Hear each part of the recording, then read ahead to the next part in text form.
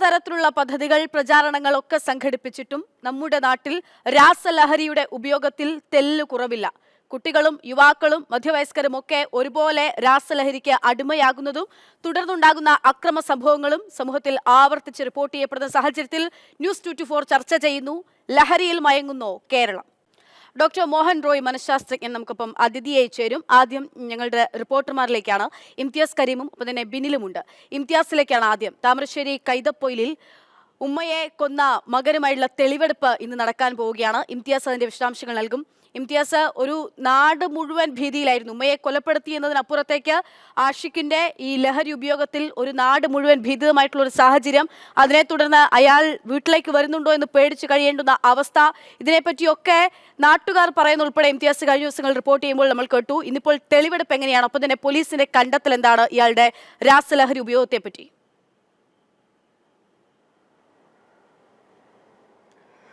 അക്ഷയ പറഞ്ഞതുപോലെ തന്നെ ഏറെ ഞെട്ടലുണ്ടാക്കിയ, ഏറെ വേദനിപ്പിച്ച ഒരു വാർത്തയായിരുന്നു 25 വയസ്സ് മാത്രം പ്രായമുള്ള ആഷിഖ് അവൻ്റെ ഉമ്മയായ സുബൈദയെ കൊലപ്പെടുത്തി എന്നുള്ള വാർത്ത. ഇന്നിപ്പോൾ കസ്റ്റഡിയിൽ വാങ്ങി ഇന്ന് തെളിവെടുപ്പ് സംബന്ധമായ കാര്യങ്ങളൊക്കെ ഇന്ന് നടക്കുകയാണ്. പ്രധാനമായിട്ടും കൃത്യം നടന്ന താമരശ്ശേരിയിലെ പുതുപ്പാടിയിലെ സഹോദരിയുടെ വീട്ടിലാണ് പ്രധാനമായിട്ടും തെളിവെടുപ്പ് നടക്കുന്നത്. കാരണം അവിടെ വെച്ചായിരുന്നു, സഹോദരിയുടെ വീട്ടിൽ വെച്ചായിരുന്നു സുബൈദയെ ആഷിഖ് ഇത്തരത്തിൽ വലിയ രീതിയിൽ ഞെട്ടലുണ്ടാക്കുന്ന രീതിയിൽ അരിവാൾ കത്തി ഉപയോഗിച്ച് കൊലപ്പെടുത്തുന്ന ഒരു സാഹചര്യം ഉണ്ടായത്. പ്രധാനമായിട്ടും തൊട്ടടുത്ത വീട്ടിൽ നിന്നാണ് ഈ അരിവാൾ തേങ്ങ പൊളിക്കാനാണെന്ന വ്യാജേന അരിവാൾ കത്തിയൊക്കെ വാങ്ങി ഇദ്ദേഹം കൊലപ്പെടുത്തുന്നത്. ആ വീട്ടിൽ ഈ അരിവാൾ കത്തി വാങ്ങിയത്, അതുപോലെ തന്നെ ഈ വെട്ടിക്കൊലപ്പെടുത്തിയ മുറി, അതിനുശേഷം ഈ കത്തി പുറത്തേക്ക് കൊണ്ടുവന്ന് പുറത്തുണ്ടായിരുന്ന ടാപ്പിലെ വെള്ളം ഉപയോഗിച്ച് ഈ കത്തി കഴുകി എന്നായിരുന്നു ആഷിഖിന്റെ മൊഴിയിലുണ്ടായിരുന്നത്. അതടക്കമുള്ള തെളിവെടുപ്പാണ് ഇന്ന് നടക്കുന്നത്. ഇന്ന് വൈകിട്ടോടുകൂടി അതെല്ലാം പൂർത്തിയാക്കുകയും ചെയ്യും. നോക്കൂ അക്ഷയ, ഇതിലിപ്പോൾ പ്രധാനമായിട്ടും ഈ വാർത്ത റിപ്പോർട്ട് ചെയ്യുന്ന സമയത്ത് ഈ കൃത്യം നടന്ന സ്ഥലത്തും അതുപോലെ തന്നെ സുബൈദയുടെ സ്വന്തം വീടായ താമരശ്ശേരിയിലെ അടിവാരത്തെ വീട്ടിലും നമ്മൾ പോവുകയുണ്ടായി. ആ സമയത്ത് അടിവാരത്തെ ഈ വീടിന് സമീപത്തെ തൊട്ടപ്പുറത്തുള്ള അയൽവാസികളെല്ലാം തന്നെ നമ്മളോട് പറഞ്ഞൊരു കാര്യമുണ്ട്. ഏറെ വേദനിപ്പിക്കുന്നതാണത്. കാരണം ഈ ആഷിഖിനെ കുറിച്ച് ഇവർക്കെല്ലാം കൃത്യമായ ധാരണയുണ്ടായിരുന്നു. സ്കൂൾ കാലം കഴിഞ്ഞ് കോഴിക്കോട്ടെ ഒരു സ്വകാര്യ കോളേജിലേക്ക് പറഞ്ഞയച്ചത് തൊട്ട് ഇദ്ദേഹം, ഈ ആഷിഖ്, ലഹരിയുമായി ബന്ധപ്പെട്ട കാര്യങ്ങളിലേക്ക് പോകുന്നു. അവന്റെ സുഹൃത്ത് വലയം അവനെ ലഹരിയിൽ മുക്കുന്നു എന്ന് തന്നെയാണ് ആ നാട്ടുകാരെല്ലാം തന്നെ നമ്മളോട് പ്രതികരിച്ചത്. അതുകൊണ്ട് തന്നെ അവിടെയുള്ള ആളുകളുടെ, ഈ അയൽവാസികളുടെ എല്ലാം ഒരു കണ്ണ് ഈ ആഷിഖിന്റെ വീട്ടിൽ, ആഷിഖും സുബൈദയും നിൽക്കുന്ന ഈ വീട്ടിൽ എല്ലായ്പ്പോഴും ഉണ്ടായി. അവരുടെ ഒരു കരുതലെല്ലാം എല്ലായ്പ്പോഴും ഉണ്ടായിരുന്നു എന്നാണ് പറയുന്നത്. കാരണം പലതവണ അവിടെ സുബൈദയുമായിട്ട് ആഷിഖ് പ്രശ്നങ്ങളിൽ ഏർപ്പെടുന്നു, പലതവണ പ്രശ്നങ്ങൾ ഉണ്ടാകുന്നു. അത് കാരണം ഒരു തവണ പോലീസിലടക്കം അവിടുത്തെ നാട്ടുകാർ ചേർന്ന് ഇത് റിപ്പോർട്ട് ചെയ്യേണ്ട ഒരു അവസ്ഥയുണ്ടായിട്ടുണ്ട്. പലപ്പോഴായിട്ട് നാട്ടുകാർ ഇവനെ വാൺ ചെയ്തതുമാണ്. പിന്നീട് ഇതിൽ നിന്നെല്ലാം ഒരു മോചനം വേണമെന്ന്, മോചിപ്പിക്കണം, ആഷിഖിനെ തിരിച്ചെടുക്കണമെന്ന ഒരു പ്രതീക്ഷയോട് കൂടിയാണ് ആദ്യം കോഴിക്കോട്ടും പിന്നീട് ബാംഗ്ലൂരിലെ ഒരു ഡി അഡിക്ഷൻ സെന്ററിലേക്കുമൊക്കെ ആഷിഖിനെ എത്തിക്കുന്നത്. അവിടെയായിരുന്നു പ്രതീക്ഷ മുഴുവൻ ഈ നാട്ടുകാർക്കും ഈ കുടുംബത്തിനുമെല്ലാം ഉണ്ടായിരുന്നത്. പക്ഷേ ആ പ്രതീക്ഷയെല്ലാം തെറ്റുന്നു. കാരണം ഈ ബ്രെയിൻ ട്യൂമറിന്റെ ശസ്ത്രക്രിയക്ക് വേണ്ടിയിട്ട് സുബൈദ ഒരുങ്ങുന്ന സമയത്താണ് സുബൈദയെ കാണിക്കണമെന്ന രീതിയിൽ ആഷിഖിനെ ബാംഗ്ലൂരിൽ നിന്ന് ഇങ്ങോട്ടേക്ക് എത്തിക്കുന്നത്. സഹോദരിയുടെ വീട്ടിൽ നിൽക്കുന്നു. ആദ്യ കാലഘട്ടങ്ങളിലൊന്നും, അതായത് ഒരാഴ്ചയോളം നിന്നു എന്നാണ് പറയുന്നത്. ആ സമയങ്ങളിലൊന്നും ആഷിഖ് ഒരു തരത്തിലുള്ള പ്രശ്നവും കാണിച്ചിരുന്നില്ല. വളരെ സ്നേഹത്തോടെയാണ് കഴിഞ്ഞിരുന്നതൊക്കെ. പക്ഷേ ഈ സുബൈദയുടെ സഹോദരിയായിട്ടുള്ള സക്കീന ഒരു ദിവസം, ഈ കൃത്യം നടന്ന അന്നേ ദിവസം രാവിലെ ജോലി ആവശ്യാർത്ഥം പുറത്തു പോയതായിരുന്നു. അങ്ങനെ പുറത്തു പോയ സമയത്താണ് പകൽ സമയം, ഒരു ഉച്ച സമയം, 1:30 കൂടി തൊട്ടടുത്തുള്ള വീട്ടിൽ പോയി ഇത്തരത്തിൽ കത്തി വാങ്ങുന്നതും ഈ അമ്മയെ, സുബൈദയെ കൊലപ്പെടുത്തുന്ന ഒരു സാഹചര്യത്തിലേക്കൊക്കെ കാര്യങ്ങൾ എത്തിപ്പോയത്. എന്തായാലും രാസലഹരിയുടെ ആസക്തിയിലാണ് ഇത്തരത്തിലൊരു കൊലപാതകം നടന്നത് എന്ന് നിസ്സംശയം പറയാവുന്ന തരത്തിലാണ് കാര്യങ്ങളെല്ലാം ഉണ്ടായിരുന്നത്. അങ്ങനെ ഈ ലഹരിയിൽ നിന്ന് ഇദ്ദേഹം മോചിതനാവുമ്പോൾ ഒരു കുറ്റബോധം ഉണ്ടാവുമെന്നൊക്കെ നമ്മൾ പലരും പ്രതീക്ഷിച്ചതാണ്. ഈ വാർത്ത കണ്ട പ്രേക്ഷകരെല്ലാം അങ്ങനെ പ്രതീക്ഷിച്ചതാണ്. പക്ഷേ അതൊന്നും അദ്ദേഹത്തിന് ഉണ്ടായിരുന്നില്ല. കാരണം അത് തെളിയിക്കുന്നത് ഇദ്ദേഹത്തെ വൈദ്യ പരിശോധനയ്ക്ക് വേണ്ടിയിട്ട് കോഴിക്കോട് മെഡിക്കൽ കോളേജിലെ ഫോറൻസിക് വിഭാഗം ഭാഗത്തിലേക്ക് എത്തിച്ചിരുന്നു. അവിടെ വൈദ്യപരിശോധന നടക്കുന്ന സമയത്ത് തൊട്ടപ്പുറത്തുള്ളത് തന്റെ ഉമ്മയായ സുബൈദയുടെ മൃതദേഹമാണ്. പോസ്റ്റ്മോർട്ടത്തിനായിട്ട് ആ മൃതദേഹം അവിടെ എത്തിച്ചതുമായിരുന്നു. വൈദ്യപരിശോധനയ്ക്ക് ശേഷം കോഴിക്കോട് മെഡിക്കൽ കോളേജിൽ നിന്നും പുറത്തേക്ക് ഇറക്കുന്ന 24-കാരനായിട്ടുള്ള ആഷിഖിന്റെ ദൃശ്യങ്ങളാണ് നമ്മൾ കണ്ടത്. അപ്പോൾ മാധ്യമപ്രവർത്തകർ പല ചോദ്യങ്ങളും ചോദിക്കുന്നുണ്ട്. അതിനോട് ഏതു തരത്തിലാണ് അയാൾ മുഖം കാട്ടിക്കൊണ്ട് ഏതു തരത്തിലുള്ള ചേഷ്ട കാണിച്ചുകൊണ്ടാണ് പ്രതികരിച്ചതെന്ന് നമ്മൾ കാണുകയാണ്. അതായത് അത്രമാത്രം രാസലഹരിക്ക് അടിമയായി പോയ ഒരു യുവാവിനെയാണ് നമ്മൾ കാണുന്നത്. ഇവിടെ ആഷിഖിന്റെ പ്രായം 10 or 24 ആണെങ്കിൽ 40 കടന്ന, അല്ലെങ്കിൽ സമൂഹത്തിൽ ഒരു നടൻ എന്നതിനപ്പുറത്തേക്ക് സമൂഹത്തിലെ പല വിഷയങ്ങളിലും ഇടപെടുകയും ആ തരത്തിൽ പ്രതികരണം നടത്തുകയും അത് പൊതുസമൂഹം ഏറ്റെടുക്കുകയും ഒക്കെ ചെയ്യുന്ന ഒരാളാണ് വിനായകൻ. കഴിഞ്ഞ ദിവസം ഫ്ളാറ്റിൽ കാട്ടിക്കൂട്ടിയ ദൃശ്യങ്ങളും ഇപ്പോൾ പ്രേക്ഷകർ ഇതിനിടയിൽ തന്നെ കണ്ടു കാണും. ബിനിലുണ്ട് വിവരങ്ങൾ നൽകാനായിട്ട്. ബിനിൽ, വിനായകൻ ഇത് ആദ്യമല്ല. വിനായകൻ ഇത്തരത്തിൽ ഒരു രീതി, ഒരു പെരുമാറ്റം വിനായകന്റെ ഭാഗത്ത് നിന്ന് ഉണ്ടാകുന്നത് ആദ്യമല്ല. മാത്രമല്ല ഇപ്പോൾ അദ്ദേഹം മാപ്പൊക്കെ പറഞ്ഞിട്ടുണ്ട്. പക്ഷേ മാപ്പ് പറയുന്നുകൊണ്ടും തീരുകയും ചെയ്യുന്നില്ല. പറയൂ, എന്താണ് സംഭവിച്ചതെന്നല്ലേ? അക്ഷയ, വിനായകന്റെ ഇത്തരത്തിലുള്ള വീഡിയോകൾ നമ്മൾ ഇതിനു മുൻപും കണ്ടിട്ടുണ്ട്. മദ്യപിച്ച് അദ്ദേഹം പല സ്ഥലത്തും ബഹളം വയ്ക്കുന്നത് നമ്മുടെ എല്ലാം ശ്രദ്ധയിൽ വന്നിട്ടുണ്ട്. പക്ഷേ ഇത്തവണ അദ്ദേഹം പൊതുസമൂഹത്തോട് മാപ്പ് പറയാൻ തയ്യാറായിരിക്കുന്നു എന്നതാണ് ഏറ്റവും പ്രധാനപ്പെട്ട കാര്യം. ചെയ്ത കാര്യത്തിൽ അദ്ദേഹത്തിന് ഒരു ഖേദം തോന്നിയിരിക്കുന്നു. അത് അദ്ദേഹം പബ്ലിക് പ്ലാറ്റ്ഫോമിൽ തന്നെ തുറന്നു പറഞ്ഞിരിക്കുന്നു. ചർച്ചകൾ നടക്കട്ടെ എന്നാണ് അദ്ദേഹം പറയുന്നത്. അദ്ദേഹത്തിൻ്റെ പെരുമാറ്റവുമായി ബന്ധപ്പെട്ടും അദ്ദേഹത്തിൻ്റെ മാപ്പ് പറച്ചിലുമായി ബന്ധപ്പെട്ടും ഇതിൽ ഇനി വിനായകനൊരു മാറ്റം ഉണ്ടാകുമോ എന്നതാണ് നമുക്കിനി അറിയേണ്ടത്. ഒരു നടൻ എന്ന നിലയിൽ, ഒരു വ്യക്തി എന്ന നിലയിലും തനിക്ക് എല്ലാ കാര്യങ്ങളിലും പൂർണ്ണമായും ശ്രദ്ധിക്കാൻ കഴിയുന്നില്ല എന്നുകൂടി അദ്ദേഹം വ്യക്തമാക്കുകയും ചെയ്യുന്നുണ്ട്. കാരണം സമൂഹത്തിൻ്റെ വളരെ താഴെ തട്ടിൽ നിന്ന് സ്വന്തം കഴിവുകൊണ്ട് ഉയർന്നു വന്ന ഒരു മികച്ച അഭിനേതാവാണ് വിനായകൻ എന്ന കാര്യത്തിൽ യാതൊരു തർക്കവുമില്ല. പക്ഷേ അദ്ദേഹം പൊതുസമൂഹത്തിൽ പലപ്പോഴും അതിവൈകാരികമായി പ്രതികരണങ്ങൾ നടത്തുകയും ഇത്തരത്തിലുള്ള സമൂഹത്തിന് അംഗീകരിക്കാൻ കഴിയാത്ത കാര്യങ്ങൾ പ്രകടിപ്പിക്കുകയും ഒക്കെ ചെയ്യുന്ന ഒരു വ്യക്തിയാണ്. പക്ഷേ അദ്ദേഹം ഇത്തവണ മാപ്പ് പറയാൻ തയ്യാറായിരിക്കുന്നു. ഇനി അദ്ദേഹം തുടർന്ന് എന്തായിരിക്കും അദ്ദേഹത്തിൻ്റെ തുടർ തീരുമാനങ്ങൾ? അതായത് ഇതേ രീതിയിൽ തന്നെ അദ്ദേഹം പോകുമോ? ഈ മാപ്പ് അദ്ദേഹത്തിൻ്റെ ഹൃദയത്തിൽ തട്ടിയുള്ള ഒരു മാപ്പാണോ? ഇനി ഇത്തരത്തിലുള്ള കാര്യങ്ങൾ ആവർത്തിക്കാതിരിക്കുമോ? അക്കാര്യങ്ങളൊക്കെ നമുക്ക് ഇനിയുള്ള അദ്ദേഹത്തിൻ്റെ പെരുമാറ്റത്തിൽ നിന്ന് മാത്രമേ പറയാൻ കഴിയൂ. പക്ഷേ വിനായകൻ പലപ്പോഴും വിവാദങ്ങളിൽ പെടുന്നത് അദ്ദേഹത്തിൻ്റെ വ്യക്തിപരമായ ചില ഇത്തരത്തിലുള്ള അതിവൈകാരികമായ ചില പ്രതികരണങ്ങളിലൂടെയും സമൂഹത്തിന് അംഗീകരിക്കാൻ കഴിയാത്ത ചില പ്രകടനങ്ങളിലൂടെയുമാണ് അദ്ദേഹം ഇത്തരത്തിൽ ചോദ്യം ചെയ്യപ്പെടുന്നത്. എന്തായാലും ഇത്തവണ അദ്ദേഹം ഒരു മാപ്പ് പറയാൻ തയ്യാറായിരിക്കുന്നു. മുൻപ് പലപ്പോഴും അദ്ദേഹത്തിൻ്റെ പ്രവർത്തികളെയൊക്കെ ന്യായീകരിക്കുകയാണ് അദ്ദേഹം ചെയ്തിരിക്കുന്നത്. പക്ഷേ ഇത്തവണ അത് ഉണ്ടായില്ല എന്നതാണ് ശ്രദ്ധേയമായിട്ടുള്ള ഉപയോഗിച്ചുകൊണ്ട്, അതായത് വിനായകന്റെ ഈ ഫോട്ടോ ഉപയോഗിച്ചുകൊണ്ട് ഒരു ഫേസ്ബുക്ക് പോസ്റ്റ് ഒരാൾ ഇടുന്നു. അതേ പോസ്റ്റ് വിനായകൻ തന്നെ ഷെയർ ചെയ്യുന്നു. അതിനൊക്കെ കുറെ കഴിഞ്ഞിട്ടാണ് പിന്നീട് മാപ്പ് പറയുന്ന ഒരു അവസ്ഥയിലേക്ക് അദ്ദേഹം എത്തുന്നത്. അതെ, അത് തന്നെയാണ് നമ്മൾ ശ്രദ്ധിക്കേണ്ട ഒരു കാര്യം. ഇന്നലെയാണ് അദ്ദേഹത്തിൻ്റെ മറ്റൊരു വീഡിയോ പുറത്തു വന്നത്. അതിനൊക്കെ ശേഷമാണ് അദ്ദേഹം ഇപ്പോൾ മാപ്പ് പറഞ്ഞിരിക്കുന്നത്. എല്ലാ പ്രവർത്തികൾക്കും തൻ്റെ ഭാഗത്തു നിന്നുള്ള എല്ലാ നെഗറ്റീവ് എനർജികൾക്കുമാണ് അദ്ദേഹം മാപ്പ് പറഞ്ഞിരിക്കുന്നത്.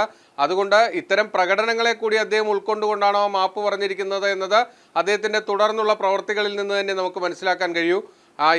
ഇത് വിനായകൻ്റെ പ്രശ്നമാണ് എങ്കിൽ നമ്മുടെ നാട്ടിൽ സമൂഹത്തിൽ ഈ രാസലഹരിയൊക്കെ ഉണ്ടാക്കുന്ന പ്രശ്നങ്ങൾ വലുതാണ്. നമ്മുടെ യുവാക്കൾ പൊതുസമൂഹത്തിൽ ഇടപെടുമ്പോൾ ഏത് സമയവും ഏതൊരാളിൽ നിന്നും പല തരത്തിലുള്ള നീക്കങ്ങൾ നമുക്ക് ഒരിക്കലും പ്രവചിക്കാൻ കഴിയാത്ത ചില അറ്റാക്കുകൾ പോലും ആർക്കെതിരെയും വരാവുന്ന ഒരു രീതിയിലേക്ക് നമ്മുടെ സമൂഹം മാറിയിരിക്കുന്നു എന്നതും കൂടി മറ്റൊരു വശത്ത് നമ്മൾ കാണേണ്ടിയിരിക്കുന്നു. തീർച്ചയായിട്ടും അത് തന്നെയാണ്. ഏതു തരത്തിലായിരിക്കും ഓപ്പോസിറ്റുള്ള ആള്, എതിർവശത്ത് വന്ന് നിൽക്കുന്ന ആൾ പെരുമാറുക എന്ന് പോലും നമ്മുടെ ചിന്തകൾക്ക് എത്രയോ അപ്പുറത്തേക്കായിരിക്കും. കാരണം ആ തരത്തിൽ രാസലഹരിക്ക് അടിമപ്പെടുന്ന രീതിയിലേക്ക് യുവത്വം എന്ന് നമുക്ക് പറയാനാകില്ല. നമ്മുടെ നാട് മാറിയിരിക്കുന്നു എന്ന് തന്നെ പറയണം. അതിൽ കുട്ടികളും യുവാക്കളും കൂടുതൽ പ്രായമേറിയവരും ഒക്കെ ഉണ്ട് എന്നുള്ളതും മറ്റൊരു വാസ്തവമാണ്. ഇംതിയാസും ബിനിലും തുടരുക. ഇപ്പോൾ ഈ ഒരു വിഷയം നമ്മൾ ചർച്ച ചെയ്യുമ്പോഴും സമാനമായിട്ടുള്ളൊരു വാർത്ത കോഴിക്കോട് നിന്ന് വരികയാണ്. കോഴിക്കോട് കാരന്തൂരിൽ 226 ഗ്രാം MDMA-യുമായി യുവാക്കൾ അറസ്റ്റിലായിരിക്കുന്നു. ഉമ്മളത്തൂർ സ്വദേശി അഭിനവ്, മഞ്ചേശ്വരം സ്വദേശി മുസമ്മിൽ എന്നിവരെയാണ് അറസ്റ്റ് ചെയ്തത്. ലോഡ്ജിൽ നിന്നാണ് ഇരുവരെയും കുന്നമംഗലം പോലീസ് പിടികൂടിയിരിക്കുന്നത്. KB രാഹുൽ വിവരങ്ങളുമായി ചേരുന്നുണ്ട്. രാഹുൽ, ചെറിയ അളവൊന്നല്ല, 226 ഗ്രാം MDMA പിടികൂടിയിരിക്കുന്നത്. ഈ യുവാക്കളുടെ പേര് കേട്ടൊരു യുവാക്കളാണെന്ന് തോന്നുന്നു. അവരുടെ പ്രായം എന്താണ്, എങ്ങനെയാണ് പിടിയിലാകുന്നത്, എന്താണ് ഇവരുടെ പശ്ചാത്തലം? പക്ഷേ മാരക മയക്കുമരുന്നായ MDMA-യുടെ നാട്ടിലേക്കുള്ള ഒഴുക്കിന് യാതൊരു കുറവും ഉണ്ടാകുന്നില്ല എന്നതാണ്. തുടർച്ചയായി ചെറിയ അളവിലും വലിയ അളവിലും പോലീസും എക്സൈസും പിടികൂടുന്നുണ്ട്. ഇതിപ്പോൾ 2 യുവാക്കളെയാണ് കുന്നമംഗലം പോലീസും ലഹരി വിരുദ്ധ പ്രത്യേക സംഘമായ ഡാൻസാഫും ചേർന്ന് പിടികൂടിയിട്ടുള്ളത്. 27 വയസ്സുകാരനാണ് മുസമ്മിൽ, മഞ്ചേശ്വരം കാസർഗോഡ് സ്വദേശിയാണ്. ഒപ്പം 24 വയസ്സുകാരൻ അഭിനവ് എന്നിവരാണ് പിടിയിലായിട്ടുള്ളത്. അഭിനവ് കോഴിക്കോട് തന്നെ ഉമ്മളത്തൂർ സ്വദേശിയാണ്. കുന്നമംഗലം പോലീസ് സ്റ്റേഷൻ പരിധിയിൽ കാരന്തൂരിൽ ഒരു പെട്രോൾ പമ്പിന് സമീപമുള്ള ലോഡ്ജിൽ ഇവർ മുറിയെടുത്ത് താമസിക്കുകയായിരുന്നു. വിവരത്തിന്റെ അടിസ്ഥാനത്തിൽ നടത്തിയ പരിശോധനയിലാണ് രണ്ടുപേരെയും ഒപ്പം 226 ഗ്രാം MDMAയും പിടികൂടിയിട്ടുള്ളത്. മറ്റു പ്രധാനപ്പെട്ട ഒരു കാര്യം, മുസമ്മിൽ നേരത്തെയും മയക്കുമരുന്ന് കേസിൽ അകപ്പെട്ട് ജയിലിൽ കഴിഞ്ഞ ആളാണ് എന്നതാണ്.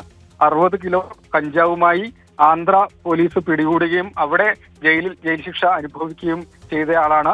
അങ്ങനെ ലഹരി കേസുകളിൽ നേരത്തെ ഉൾപ്പെട്ട യുവാവ് സഹിതമാണ് ഇപ്പോൾ കുന്നമംഗലം പോലീസിന്റെ പിടിയിലായിട്ടുള്ളതെന്നതാണ്. ഈ വിഷയം ചർച്ച ചെയ്യുന്ന സമയത്ത് തന്നെ ഇങ്ങനെ വലിയ അളവിൽ MDMAയുമായി 2 യുവാക്കൾ പിടിയിലായ വാർത്ത കൂടി പുറത്തുവരികയാണ്. പക്ഷേ ശരി, കെ വി രാഹുലാണ് വിവരങ്ങൾ നൽകിയത്. കോഴിക്കോടാണ് 226 ഗ്രാം MDMAയുമായി 2 യുവാക്കൾ ഇപ്പോൾ പിടിയിലായിരിക്കുന്നത്. പ്രേക്ഷകർക്കും ഈ വിഷയത്തിൽ അഭിപ്രായം അറിയിക്കാം, നിങ്ങളുടെ പ്രശ്നങ്ങൾ മുന്നോട്ട് വയ്ക്കാം. പലയിടത്തും ഈ ലഹരി ഉപയോഗിക്കുന്ന ലഹരി സംഘത്തെ ഭയന്നുകൊണ്ട് ഒരുപക്ഷെ സന്ധ്യാസമയത്തൊക്കെ പുറത്തിറങ്ങാൻ പറ്റാത്ത, രാത്രികാലങ്ങളിൽ പുറത്തിറങ്ങാൻ പറ്റാത്ത ഇടങ്ങൾ വരെ നമ്മുടെ നാട്ടിലുണ്ട് എന്നുള്ളത് മറ്റൊരു വാസ്തവമാണ്. പ്രേക്ഷകർക്കും ഈ വിഷയത്തിൽ അഭിപ്രായം പങ്കുവയ്ക്കാം. ഞങ്ങൾക്കൊപ്പം താഴെ കാണുന്ന നമ്മുടെ ടിക്കറിൽ കാണുന്ന നമ്പറിൽ പ്രേക്ഷകർക്ക് വിളിച്ച് അഭിപ്രായങ്ങൾ അറിയിക്കാവുന്നതാണ്. ഡോക്ടർ മോഹൻ റോയ് മനഃശാസ്ത്രജ്ഞൻ നമുക്കൊപ്പം ഇപ്പോൾ ചേരുന്നുണ്ട്. ഡോക്ടർ, ഇത് ഏതു പ്രായം, ഏതു വിഭാഗം എന്നൊന്നും ഇല്ലാത്തവണ്ണം നമ്മുടെ നാട്ടിൽ ഇപ്പോൾ ഈ രാസലഹരിയുടെ പിടിയിൽ അമരുന്ന അവസ്ഥയിലേക്ക് എത്തുകയാണ്. ഡോക്ടർ എന്താണ് മനസ്സിലാക്കുന്നത്? എനിക്ക് തോന്നുന്നു നമ്മൾ പണ്ട് കേരളത്തെക്കുറിച്ച് പറയുമ്പോൾ ദൈവത്തിൻ്റെ സ്വന്തം നാട് അല്ലെങ്കിൽ ഭ്രാന്താലയമാണ് എന്നൊക്കെ പറഞ്ഞിട്ടുണ്ട്. എനിക്ക് തോന്നുന്നത് ഇപ്പോഴത്തെ അവസ്ഥ അനുസരിച്ച് ഒരു ലഹരിയുടെ സ്വന്തം നാട് എന്ന അവസ്ഥയിലേക്ക് എത്തിയിരിക്കുകയാണ്. ഇതിലേക്ക് നയിച്ച കുറച്ച് വർഷങ്ങളുണ്ട്. ഇപ്പോൾ നമ്മൾ ഒന്ന് ആലോചിച്ച് നോക്കും, ഇപ്പോൾ നേരത്തെയുള്ള വാർത്തയിൽ തന്നെ ഇതുമായി ബന്ധപ്പെട്ടൊരു വാർത്ത നമ്മൾ ചെയ്തുകൊണ്ടിരിക്കുന്നു. അപ്പോൾ തന്നെ ലഹരിയുമായി ബന്ധപ്പെട്ട ഒരു 226 ഗ്രാം MDMAയുമായി ആൾക്കാർ പിടിയിലാണ്. അപ്പോൾ ഇതിൻ്റെ ഒഴുക്ക് നിർബാധം തുടർന്നുകൊണ്ടിരിക്കുക. ഇതിന് വളരെയധികം സാമൂഹിക, സാമ്പത്തിക, ക്രിമിനൽ കുഴപ്പങ്ങളുണ്ടായേക്കാം. അതായത് ഇപ്പോൾ നമുക്കറിയാവുന്നതുപോലെ ഏതൊരു പ്രശ്നം എടുത്താലും, ഇപ്പോൾ ഒരു ഡോക്ടറെ കൊന്ന കാര്യത്തിലാണെങ്കിലും, വീട് കയറി ഒരു 4 പേരെ കൊല്ലുന്ന ഇതിലാണെങ്കിലും, ഏതിലും വിവാഹബന്ധങ്ങളുടെ തകർച്ചയിലും കുടുംബ പ്രശ്നങ്ങളിലും വഴിവക്കിൽ നടക്കുന്ന ആക്സിഡൻറ്റുകളിലുമൊക്കെ ലഹരി ഒരു അവിഭാജ്യ ഘടകമായി മാറിയിരിക്കുക. അപ്പോൾ ഇത്തരത്തിൽ ലഹരി ഒരു സമൂഹത്തിൽ വ്യാപിച്ചു കഴിഞ്ഞാൽ അതിൻ്റെ ദീർഘകാലമായിട്ടുള്ള പ്രത്യാഘാതങ്ങൾ വളരെ മാരകമായിരിക്കും. ഇപ്പോൾ തന്നെ നമുക്കറിയാവുന്നതുപോലെ കേരളത്തിലെ ചെറുപ്പക്കാരുടെ എണ്ണം തന്നെ കുറഞ്ഞുകൊണ്ടിരിക്കുക. ഇപ്പം ജനിക്കുന്ന കുട്ടികളുടെ കണക്ക് നോക്കിയാൽ ഒരു 10-20 വർഷത്തെ കണക്കുകൾ നമ്മുടെ മുന്നിലുണ്ട്. ക്രമാനുഗതമായി കുറഞ്ഞുകൊണ്ടിരിക്കുക. അതിൽ തന്നെ ചെറുപ്പക്കാർ പുറത്തേക്ക് പോകുന്ന അവസ്ഥ. അതിലിവിടെ ഉള്ള ബാക്കിയുള്ളവർ ഇത്തരത്തിലുള്ള ലഹരിക്ക് അടിമപ്പെട്ട് കഴിഞ്ഞാൽ ഇതുമായി ബന്ധപ്പെട്ട പറഞ്ഞുകൊണ്ടിരിക്കുമ്പോൾ ഈ പ്രേക്ഷകരെ ഈ വിഷയത്തിൽ വിളിക്കുക എന്ന് പറയുന്നത് അത് കുറച്ചുകൂടി സാമൂഹ്യ പ്രതിബദ്ധത കൂടിയാണ്. ഈ വിഷയങ്ങൾ അറിയിക്കേണ്ടതുണ്ട്. എനിക്കിപ്പം നമുക്കിപ്പോൾ പാലക്കാട്ട് നിന്ന് രാജേഷ് കൂടി ചേരുന്നുണ്ട്. രാജേഷിന് എന്താ പറയാനുള്ളത് കേൾക്കാം. ശ്രീ രാജേഷ്, പറയൂ. പൊതുവായിട്ട് നമുക്ക് ഈ ആദിവാസി മേഖലയിലെ ഇവിടെ ലഹരി സ്ഥിരമായിട്ട് ഉപയോഗം കൂടിയിട്ടുണ്ട്. നമ്മൾ നേരത്തെ കുറേ പ്രശ്നങ്ങളൊക്കെ പറഞ്ഞിട്ടുണ്ടെങ്കിലും ഈ പോലീസിന്റെ ഭാഗത്ത് ഈ രാത്രി സമയങ്ങളിലൊക്കെ കോളനികളിലും പൊതുവായിട്ട് വേറെ സ്ഥലങ്ങൾക്ക് ഈ ലഹരി കൂടുതൽ ഉപയോഗിച്ച് പ്രശ്നം ഉണ്ടാക്കുന്ന ഈ വ്യക്തികളെ, ഈ പ്രായം കുറഞ്ഞ വ്യക്തികൾ നമ്മൾ പോലീസിൽ നിന്ന് വിളിക്കുമ്പോൾ ഇവർ വന്നിട്ട് ജസ്റ്റ് ഒന്ന് നോക്കിയിട്ട് നമുക്കൊന്നും ചെയ്യാൻ പറ്റില്ല എന്നിട്ട് ഒഴിവാക്കി വിട്ടിട്ട് പോയിക്കൊണ്ടിരിക്കുകയാണ്. പക്ഷെ നമുക്കെങ്ങനെ എന്താ വെച്ചാൽ അതിനൊരു പരിഹാരം കാണാൻ പറ്റുന്നില്ല. അവിടെ സ്ഥിരമായിട്ട് ഇങ്ങനത്തെ ഒരു പ്രശ്നം നമ്മൾ നേരിട്ടുകൊണ്ടിരിക്കുകയാണ്. ഇപ്പോഴും ഈ നിമിഷം പോലും ഇങ്ങനെ നേരിട്ടുകൊണ്ടിരിക്കുക. പക്ഷെ സ്റ്റേഷനിൽ പോയാൽ ഈ വ്യക്തികൾക്കാണ് എന്താ പറയുക മുൻഗണന കൊടുത്തുകൊണ്ട് പോലീസ് നമ്മളെ എങ്ങനെയെങ്കിലും ഒഴിവാക്കി വിടാൻ വേണ്ടിയിട്ട് ശ്രമിക്കുന്നതല്ലാതെ ഈ പ്രതികൾക്കെതിരെ ഒരു കൃത്യമായ നടപടിയൊന്നും എടുക്കുന്നില്ല. അത് കാരണം ഇവർക്ക് എന്താ പറഞ്ഞ വീണ്ടും വീണ്ടും വീണ്ടും ഇതുപോലെ ആവർത്തിക്കുകയാണ്.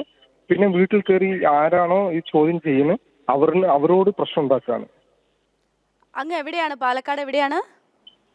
പാലക്കാട് വാളയാറാണ്. വാളയാറല്ലേ? അതെ. അതായത് ഗുരുതരമായിട്ടുള്ള പ്രശ്നം തന്നെയാണ് അദ്ദേഹം പറഞ്ഞു വെക്കുന്നത്. ഡോക്ടർ, അദ്ദേഹം പറഞ്ഞത് കൂടി ഡോക്ടർ ശ്രദ്ധിക്കണം. അതായത് പോലീസിനോട് നിരന്തരം പരാതിപ്പെടുന്നുണ്ട്. പോലീസിന്റെ കയ്യിലല്ല, ഇത് ഒന്നും ചെയ്യാൻ പറ്റില്ല എന്ന് പറഞ്ഞ് നിസ്സഹായരായി പോലീസ് മടങ്ങി പോകുന്നു. അവിടെ എന്തെങ്കിലും പ്രശ്നങ്ങളുള്ളതുകൊണ്ടായിരിക്കുമല്ലോ, ശരിയാകില്ല എന്ന മട്ടിൽ പോലീസ് പോകുന്നു. ആദിവാസി മേഖലയോട് കേന്ദ്രീകരിച്ച് അവിടെ നമുക്കറിയാം പലതരത്തിൽ ഈ ബാറ്റും ആ തരത്തിലൊക്കെയുള്ള ചാരായം ആ തരത്തിലുള്ളതിൻ്റെ ഉപയോഗം കൂടുതലാണ്. അതുകൂടിയാണ് അദ്ദേഹം സൂചിപ്പിച്ചു പോകുന്നത്. അങ്ങ് പറഞ്ഞതുപോലെ ആരെയും കൊല്ലാൻ മടിക്കാത്ത, ആരെയും എന്തും ചെയ്യാൻ മടിക്കാത്ത അവസ്ഥയിലേക്ക് രാസലഹരിയുടെ ഉപയോഗം എത്തുന്നു എന്നുള്ളതാണ്. അങ്ങ് തുടരും. ഇത് ആരെയും എന്തും ചെയ്യാൻ മടിക്കുന്നു എന്നതിനപ്പുറം സാധാരണ ഇപ്പോൾ എനിക്ക് തോന്നുന്നില്ല, ഇപ്പോൾ ഈ ചർച്ച കണ്ടുകൊണ്ടിരിക്കുന്ന പ്രേക്ഷകർ ഉൾപ്പെടെ നിങ്ങളുടെ ഒരാൾ റോഡിലൂടെ പോകുമ്പോൾ നിങ്ങളുടേതല്ലാത്ത കുറ്റത്തിന് ഒരാൾ നിങ്ങളോട് വന്ന് കയർത്ത് സംസാരിച്ചാലോ, നിങ്ങൾ വാഹനം ഓടിച്ചു പോകുമ്പോൾ അടുത്തുള്ള ആളുടെ വാഹനത്തിൽ അയാളുടെ കുറ്റം കൊണ്ടൊന്ന് ഉരസിയാലോ, കാറിലാണ് സഞ്ചരിക്കുന്നതെങ്കിൽ കാർ താഴ്ത്തി സംഭവിക്കാനും സ്കൂട്ടറുകാരനാണെങ്കിൽ സ്കൂട്ടർ നിർത്തി അയാളോട് സംസാരിക്കാനും നമുക്കൊരു പേടിയുണ്ട്. തൊട്ടടുത്ത നിമിഷം എന്താണ് സംഭവിക്കുന്നതെന്ന് നമുക്കറിയില്ല. ആ ഒരു ഭയത്തിൻ്റെ അന്തരീക്ഷമാണ് ഇവിടെയെല്ലാം ഉണ്ടായിരിക്കുന്നത്. അപ്പോൾ ഇതിൽ നമ്മളിപ്പം നേരത്തെ വിളിച്ച സുഹൃത്ത് പറഞ്ഞതുപോലെ പോലീസിന് സാധ്യമാകുന്നില്ലെന്ന് വെച്ചാൽ നമുക്കറിയാമല്ലോ എത്ര ആൾക്കാർക്കാണ് എത്ര പോലീസുകാർ വേണ്ടതെന്നുള്ള അന്താരാഷ്ട്ര മാനദണ്ഡവും നമ്മുടെ നാട്ടിലെ മാനദണ്ഡവും ഒക്കെ നമുക്കറിയാവുന്നതാണ്. അപ്പോൾ പോലീസ് ആവശ്യത്തിനില്ല എന്നുള്ളത് നമ്മൾ അംഗീകരിക്കേണ്ട ഒരു കാര്യം തന്നെയാണ്. പക്ഷേ അവിടെ നമ്മൾ സമൂഹമെന്ന രീതിയിൽ എന്ത് ചെയ്യുന്നു എന്നുള്ളതാണ്. പലപ്പോഴും പല സംഭവങ്ങളും നടന്നു കഴിയുമ്പോൾ ഒരാളെക്കുറിച്ച് ബന്ധുക്കളോ അല്ലെങ്കിൽ മറ്റ് ചുറ്റുമുള്ളവരോ ഉത്തരവാദിത്തപ്പെട്ട തദ്ദേശ സ്വയംഭരണ പ്രതിനിധികളോ ഒക്കെ വന്നിരുന്ന് നേരത്തെ കുഴപ്പമുണ്ടായിരുന്നവരാണെന്നും ഇവർക്ക് നേരത്തെ പരാതി ഉണ്ടായിരുന്നതുമൊക്കെ പറയുന്നതല്ലാതെ ഇതിൽ ഒരു സമൂഹമെന്ന രീതിയിൽ നോക്കൂ, ഒരു ആരോഗ്യമെന്ന് പറയുന്ന കാര്യം പുരോഗമിക്കണമെങ്കിൽ സാമൂഹികമായൊരു ഇടപെടലുണ്ടാകണം. വിദ്യാഭ്യാസം വർദ്ധിക്കണമെങ്കിൽ സാമൂഹികമായൊരു ഇടപെടലുണ്ടാകും. എന്ന് പറയുന്നത് പോലെ ലഹരിക്കെതിരായിട്ടുള്ള ഒരു യുദ്ധം, ഇത് ലോകത്ത് പല രാജ്യങ്ങളിലും വാർ ഓൺ ഡ്രഗ്സ് എന്ന് പറയുന്ന ലഹരിക്കെതിരായിട്ടുള്ള യുദ്ധം തന്നെ നയിച്ച രാജ്യങ്ങളുണ്ട്. അവിടെയൊക്കെ തന്നെ ഇതിൽ സാമൂഹികമായ ഒരു ഇടപെടലുകൾ ഉണ്ടാകേണ്ടതുണ്ട്. അതോടൊപ്പം നിയമ സംവിധാനം കുറച്ചുകൂടി ശക്തമാക്കണം. ഇപ്പോൾ ചിലപ്പോഴെങ്കിലുമൊക്കെ തന്നെ പലപ്പോഴും നാം കേട്ടിട്ടുള്ളതാണ്, പോലീസ് സ്റ്റേഷനുമായി ബന്ധപ്പെട്ടൊക്കെ ഇതുമായി ബന്ധപ്പെട്ടൊരു പരാതി കൊടുത്തു കഴിയുമ്പോൾ ആ പരാതി കൊടുത്ത ആടെ ഫോൺ നമ്പർ തന്നെ പുറത്തേക്ക് കാര്യമൊക്കെ പറയുമ്പോൾ കഴിഞ്ഞ ദിവസമാണ് ഈ മാജിക് മഷ്റൂം അതൊരു ലഹരിയായിട്ട് അതിനെ കണക്കാക്കാനാകില്ല. അതിങ്ങനെ മണ്ണിലുണ്ടാകുന്ന ഒരു സാധനമാണ്. അത് ആ തരത്തിൽ കോടതി ഒരു യുവാവിനെ ജാമ്യത്തിൽ വിട്ടത്, ഹൈക്കോടതി ജാമ്യത്തിൽ വിട്ടൊരു വാർത്ത കഴിഞ്ഞ ദിവസം തന്നെയാണ് സംഭവിച്ചത്. അതിനിടയിലാണ് ഇപ്പോൾ ഇത് MDMA യുവാക്കൾ പിടിയിലാവും. ഇതൊക്കെ ഏത് തരത്തിലാണ് ആരോഗ്യത്തെ, ഒരു പക്ഷേ ഇതൊക്കെ ഉപയോഗിച്ച് തുടങ്ങുന്നു, ഇടയ്ക്ക് മാത്രം ഉപയോഗിക്കുന്ന ആളുകൾ അങ്ങനെയൊക്കെ ഉണ്ടാകുന്നുണ്ട്. ഇവരുടെ ആരോഗ്യത്തെ ഏത് തരത്തിലാണ് ഈ ഓരോ ലഹരിയും, ഓരോ രാസലഹരിയും ഇത് ഇല്ലാണ്ടാക്കുന്നത്, ഓരോ കഞ്ചാവാണെങ്കിലും ഒക്കെയും? ഇതിലേറ്റവും ആദ്യം മനസ്സിലാക്കേണ്ട കാര്യം എന്താണെന്ന് വെച്ചാൽ ഇത് ആരോഗ്യത്തിനെ എങ്ങനെ ബാധിക്കുന്നു എന്ന് പറയുമ്പോൾ നമ്മളൊരു കാര്യം ഇതിൽ വ്യക്തമായി മനസ്സിലാക്കേണ്ടതുണ്ട്. നമ്മുടെ നാട്ടിൽ നമ്മൾ സാധാരണ വാങ്ങിക്കുന്ന പഴങ്ങളുണ്ട്, പച്ചക്കറികളുണ്ട്, ഭക്ഷ്യവസ്തുക്കളുണ്ട്. ഇതിലൊക്കെ എത്രമാത്രം മായമുണ്ടെന്ന് നമുക്കറിയാമല്ലോ. പച്ചക്കറികൾ നാം ദിവസവും കഴിക്കുന്നുണ്ട്. ഈ പച്ചക്കറികളിലുള്ള വിഷാംശങ്ങളുടെ അളവ് പരിശോധിക്കുമ്പോൾ റിപ്പോർട്ട് പുറത്തു വരാറുണ്ട്. നാം കഴിക്കുന്ന ഭക്ഷണം എത്രമാത്രം ഉപയോഗശൂന്യമായ ഭക്ഷണമാണ് നമ്മൾ കഴിക്കുന്നതെന്നും എന്ത് വൃത്തികെട്ട സാഹചര്യങ്ങൾ അതുണ്ടാക്കണമെന്നും ഈ ഭക്ഷണം കഴിച്ച് സാധാരണ മനുഷ്യൻ കഴിക്കേണ്ട ഭക്ഷണം കഴിച്ച് ആൾക്കാർ മരിച്ചുപോയ സംഭവങ്ങൾ തന്നെ ഈ കേരളത്തിൽ എത്രത്തോളം റിപ്പോർട്ട് ചെയ്തിട്ടുണ്ട്. അപ്പോൾ ഇതിലൊക്കെ നാം മനസ്സിലാക്കേണ്ടത് ഇത്തരത്തിൽ നിയന്ത്രണ വിധേയമായി വിൽക്കപ്പെടുന്ന കാര്യങ്ങളുടെ സാധനമാണ് ഞാൻ പറയുന്നത്. നിങ്ങളിതിൽ മനസ്സിലാക്കേണ്ടത് നമ്മുടെ നാട്ടിൽ ഇപ്പോഴും ലോകത്ത് ഏത് രാജ്യത്തും നിയന്ത്രിത ലഹരിയും അനിയന്ത്രിത ലഹരിയുമുണ്ട്. നിയന്ത്രിത ലഹരി നമ്മുടെ നാട്ടിലെ മദ്യവും സിഗരറ്റും പുകയിലയുമാണ്. ആ നിയന്ത്രിത ലഹരിയുടെ കാര്യത്തിനപ്പുറം ആ നിയന്ത്രിത ലഹരി ഇലീഗൽ ഡ്രഗ്സ് എന്ന് പറയുമ്പോൾ അവർക്കിതിൽ എന്തും ചേർക്കാമെന്നേ. നമ്മളീ പറഞ്ഞ ബ്രൗൺ ഷുഗർ എന്ന് പറയുന്നൊരു സാധനമുണ്ടല്ലോ, ഇതിൻ്റെ യഥാർത്ഥ ഫോം തരി രൂപത്തിലുള്ള വെള്ളപ്പൊടിയാണ്, ക്രിസ്റ്റലൈൻ വൈറ്റ് പൗഡർ. അത് വെള്ളപ്പൊടിയാണ്, വൈറ്റ് ഷുഗറാണ്. ഈ വൈറ്റ് ഷുഗറിനെ ബ്രൗൺ ഷുഗർ ആക്കാൻ വേണ്ടി അവർ ഇല പൊടിച്ച് ചേർക്കാറുണ്ട്, ചത്ത പഴുതാരയെ കൊണ്ടിടാറുണ്ട്, ചത്ത പാറ്റയെ കൊണ്ടിടാറുണ്ട്, കരിയിലകൾ കൊണ്ടിടാറുണ്ട്. ഇതൊക്കെ ഉപയോഗിച്ച് ഇതൊക്കെ ഒരു കുട്ടികളുമായി സംസാരിക്കുമ്പോൾ എങ്ങനെയാണ് ഒരു ലഹരി ഉപയോഗിക്കേണ്ടതെന്ന് പറഞ്ഞു കൊടുത്തുകൂടാ എന്ന് പൊതുവായി കേരള ഗവൺമെൻറ്റിൻ്റെ നിർദ്ദേശമുണ്ട്. എന്നിരുന്നാലും ഈ ലഹരിയൊക്കെ ഒരു സിറിഞ്ചിലെടുത്ത് നിങ്ങൾ ഞരമ്പിലേക്ക് കുത്തിവെക്കുകയാണെങ്കിൽ ഇതൊക്കെ നിങ്ങളുടെ ശ്വാസകോശത്തിലും ഹൃദയത്തിലും തലച്ചോറിലും ചെന്ന് എന്തൊക്കെ പ്രശ്നങ്ങൾ ഉണ്ടാക്കാമെന്നുള്ളത് നമുക്കറിയാം. അപ്പോൾ ഈ ലഹരി മൂലം ഉണ്ടാകുന്ന ആരോഗ്യ പ്രശ്നങ്ങൾ എന്ന് പറയുമ്പം ഇപ്പം അനിയന്ത്രിത ലഹരി പദാർത്ഥങ്ങളാണെങ്കിലും അവയ്ക്കൊരു പ്യുവർ ഫോമും ഇംപ്യുവർ ഫോമും ഉണ്ട്. ഞാൻ നേരത്തെ സൂചിപ്പിച്ച പോലെ നിങ്ങൾക്ക് കിട്ടുന്ന 10 ഗ്രാം, നിങ്ങൾക്ക് 10 ഗ്രാം സാധനമാണെന്ന് കിട്ടുന്നതെന്ന് വയ്ക്കുക, നിങ്ങൾക്ക് 1 ഗ്രാമിന് 2000 രൂപ, 10 ഗ്രാം വിൽക്കുമ്പോൾ നിങ്ങൾക്ക് 20,000 രൂപയാണ് കിട്ടുന്നതെങ്കിൽ നിങ്ങൾ നേരത്തെ ഈ പറഞ്ഞ മാവോ പൊടിയോ അല്ലെങ്കിൽ ചത്ത പാറ്റയോ പല്ലിയോ ഒക്കെ ചേർത്ത് അത് 20 ഗ്രാം ആക്കി കഴിഞ്ഞാൽ അതിന് നിങ്ങൾക്ക് 2000 രൂപ വെച്ചാണെങ്കിൽ 40,000 രൂപ കിട്ടും. അപ്പോൾ നിങ്ങൾക്ക് 20,000 രൂപ ലാഭം കിട്ടും. നിങ്ങൾ സ്വാഭാവികമായിട്ടും അത് ചെയ്യത്തില്ലേ? അങ്ങനെ അതിൽ കലർത്തുന്ന ഈ പറയുന്ന പദാർത്ഥങ്ങൾ കൊണ്ടുള്ള ആരോഗ്യ പ്രശ്നങ്ങൾ അതിഭീകരവും തീവ്രവുമാണ്. ഇനി ഈ യഥാർത്ഥത്തിലുള്ള ലഹരിയുടെ പ്രശ്നം, ഇത്തരം ലഹരി പദാർത്ഥങ്ങൾ നമ്മൾ സാധാരണ പറയുന്ന ഉത്കണ്ഠ, വിഷാദരോഗം, മറ്റ് ശാരീരിക പ്രശ്നങ്ങൾ തുടങ്ങി തീവ്ര മനോരോഗമായ ചിത്തഭ്രമം, സൈക്കോസിസ് ഉൾപ്പെടെ വരെ ഉണ്ടാക്കുന്നുണ്ട്. എന്ന് മാത്രമല്ല, നമ്മുടെ നാട്ടിൽ ഇപ്പോഴും ലഹരി വിരുദ്ധ ബോധവൽക്കരണം എവിടെയാണ് നിൽക്കുന്നതെന്ന് നോക്കുക.